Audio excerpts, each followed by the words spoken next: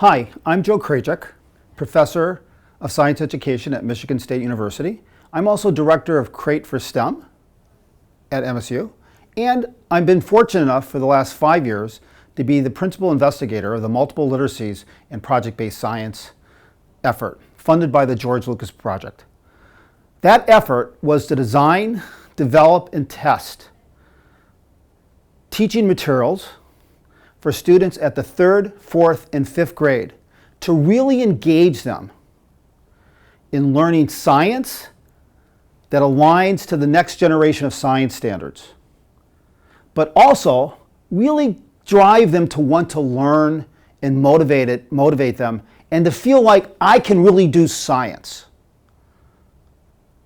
That was our goal. Our challenge was, how do you take young children, 3rd grade, 4th grade, 5th graders, and help them understand really challenging science ideas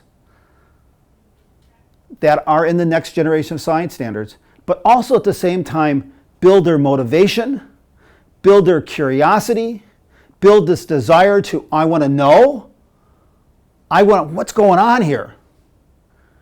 And at the same time, really support them in their learning. So we were given that challenge, and we designed 4 units at each grade level that focused on project-based learning. Now, why did we pick that strategy, you might say, to get kids really engaged in science? Well, project-based learning engages kids in a driving question that is usually linked to a phenomenon in the real world or to a problem. And those questions have to be interested in motivating the questions. So for instance, one of our units that starts off the 3rd grade is called, how come when I go outside, I see so many squirrels, but I don't see any stegosauruses? What's going on? Now, if you have a science background, you probably know that that unit is all about natural selection. But if I said to the kid, you're going to be learning about natural selection, what's he going to say to me?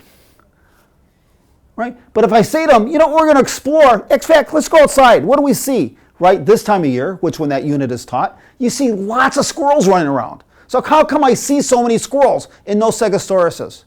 So each unit in MLPBL is driven by a driving question. But if that's all we did, it wouldn't be enough. Kids actually, as I said, experience the science. They go outside and they observe. They perform investigations. They are trying to make sense of the phenomena. And in trying to make sense of that phenomena, they engage in scientific practices. They design models, they write explanations, they read texts that can inform them. They are doing science. That is the critical thing. And in doing that science, they develop a love. They develop curiosity. Like, hey, what happened to all those stegosauruses? They're really big and powerful. How come they disappeared and the little tiny squirrels are here and they're so numerous? What's going on, right? That's that curiosity thing. What's going on? So project-based learning really tries to drive kids to have this sense of curiosity and engage them in doing science, working together, using scientific practices to make sense of their world. But if that was the only thing we did, was design really good materials, we would fail in our efforts to really support children.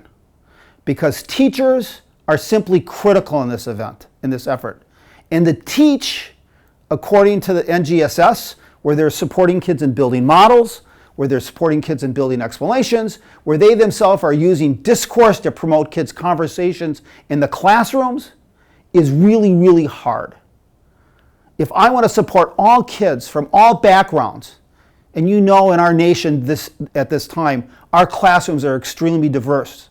So if I want to support all those kids from a wide range of backgrounds, how do I do that? That takes substantial teacher learning. So we also, besides creating these really strong materials that are based upon what we know about how teachers learn, and they're very developed so that so someone can pick them up and understand what to do. We also have very good professional learning that we just don't do once. We carry out through the school year. And on top of that, we design strong formative as well as post-unit assessments so that kids actually can use their knowledge to solve other problems.